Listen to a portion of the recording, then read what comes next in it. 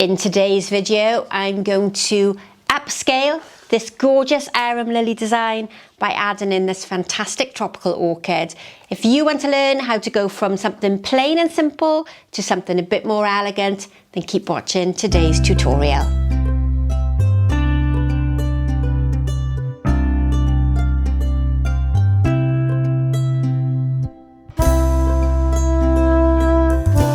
So welcome back to today's video. If you've seen the previous video, then you will have seen me create this really simple, quite stylish arrangement. And what I wanted to do in a set of 3 videos is show you how you can learn the basics by using just 5 flowers. And then you can add something to it so that you can create a slightly different arrangement and learn new skills. But you're building on the basic steps that you learned in arrangement number 1. So if you haven't watched this already, then you need to follow the cards up here, or you need to go into the description box and it will show you how I created this. And what I'm going to do initially is I'm just going to remove the bare grass and some of the greenery because I want to have access to the floral foam.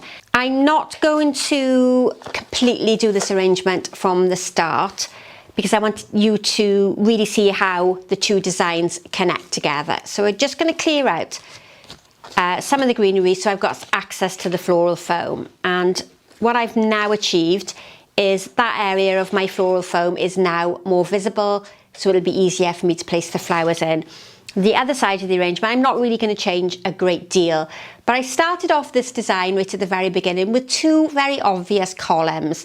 A column of a simple group of bamboo, and then a more elaborate group of the arum lilies on the opposite side. And the trick with this design is to keep your foam below the level of the container so you don't have lots of foam to cover, and to keep to one colour and one flower type for that column gives you that more elegant look. Now what I'm going to do is introduce a fantastic Cymbidium orchid. You're unlikely to be able to pick these up in a supermarket, but you could buy it in plant form. And if you don't have the Cymbidium orchid, it could be a Phalaenopsis orchid, which you can quite easily, here in the UK at least, get as a houseplant in a supermarket. Now, if you think about this design, it's a really obvious line. It's a line of flowers, creating movement down the front of the arrangement. And what this orchid doesn't achieve is that very natural line, because we have this one flower here on the side, which is tending to take your eye off to one side. I think I'll put this flat on the table and you'll be able to see it more clearly. So if you think of this flower as a straight line, your eye is being drawn naturally over to one side. And if you look at it in the overhead camera, it's almost creating a natural curve. So if we wanted to use this in a curved arrangement, it would be perfect. But I really need to get rid of that top flower there because it's not doing my line placement any justice. So I've just removed that off the top. So now I have a much more clearer straight line. You might not like straight lines, you might find it's a bit stark and a bit contrived, but for this style of arrangement it's going to work really well. The bottom one as well is a little bit off kilter. I might remove that once it's in position, but we're going to have a look at it first. And I'm essentially going to sit that in front of those bamboos. So I've gone from 1 column of flower to 2 columns of flowers. And that's a really good start for a basic floral design.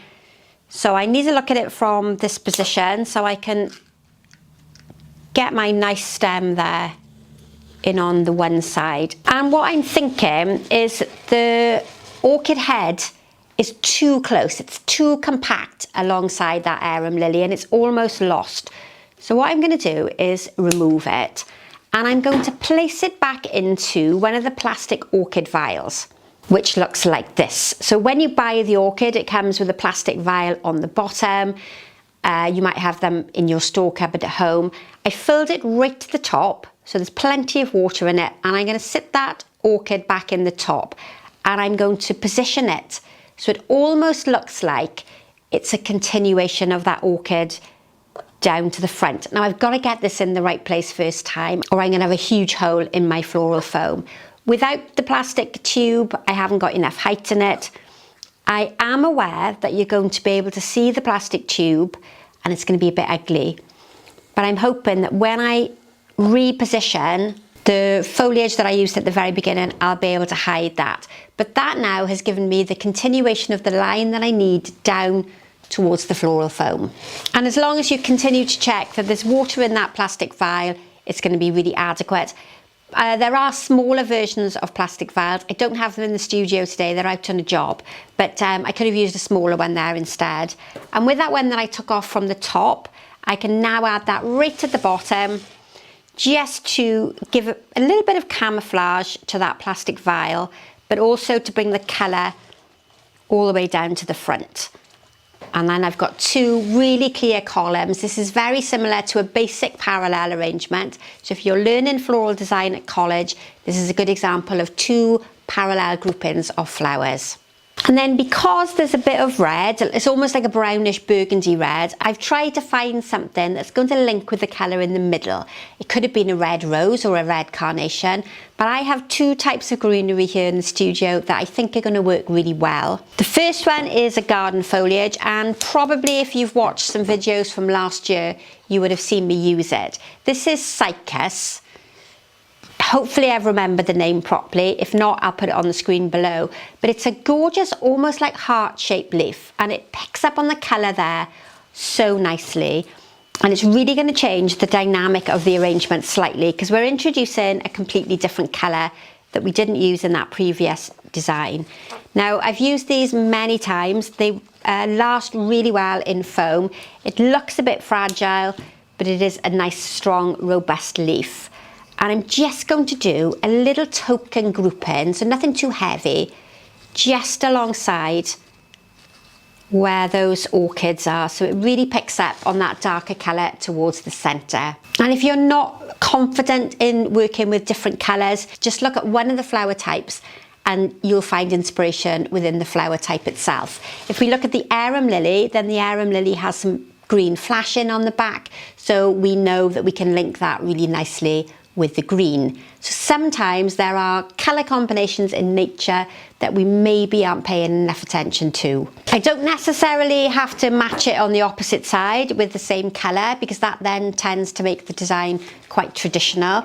But what I am going to do instead is use some of these Dracaena, or they might be cordyline. These are chicken tails. Colour on them is really great because there's that slight burgundy red tone to it.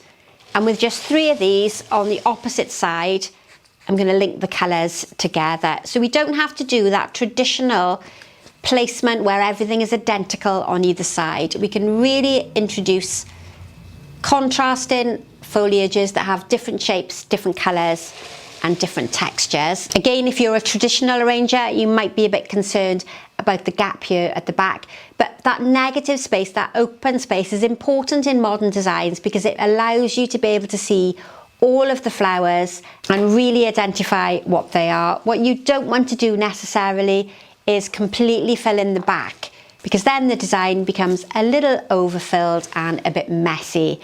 So now I need to put back in those original elements.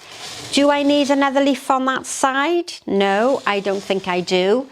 So I'm going to put back in the magnolia leaves. Now this time I'm going to have to put them slightly higher because I can't put them as close to the foam as last time, because that orchid vial is there, that plastic orchid vial. But that works really well on giving me the width on the opposite side. I'm just going to place one bit of greenery down here at the front so you can't see that floral foam, and I'm going to add in those shorter pieces to the back.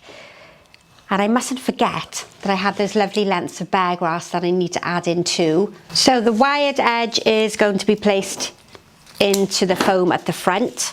I'm going to place the group of stems in at the back and then really curve this around. I'm going to go slightly wider and more to the side this time than up and over the top. Grass is quite flexible, and because it's wired in, it's going to be nice and secure. And hopefully, if I can get all these pieces in together, right in to the back of the foam, I can curve a piece in down lower. And then what I'm going to do, instead of creating that little tuft of bear grass that I did in the previous arrangement, I'm going to bring it on to the opposite side. So what I almost want to do is to create the illusion that where this piece of bear grass is sweeping around, these are the stems that would be joined to the end of the bear grass. So it's almost like an illusion to create some rhythm and some movement through the arrangement. So let's get that to the right length. I'm going to bend it in my hands a little bit to manipulate it and aim towards where I would imagine those pieces of grass would emerge. That was a bit too long, so I'm going to cut it a bit shorter. So what I'm looking to do is to give the illusion that these loops are coming into the foam and then they're back out and spilling, as if this was one long length of bear grass. Now this is a design that I would have said was really popular in the 90s and the noughties, but it's still really relevant in floral design today. If I'm looking from the back, I can still see that plastic vial, so I'm going to pop in one more piece of that lime green conifer, and then the design is completely finished. So I hope you've enjoyed the transition from a simple 5-flower arrangement to something that is a bit more elaborate.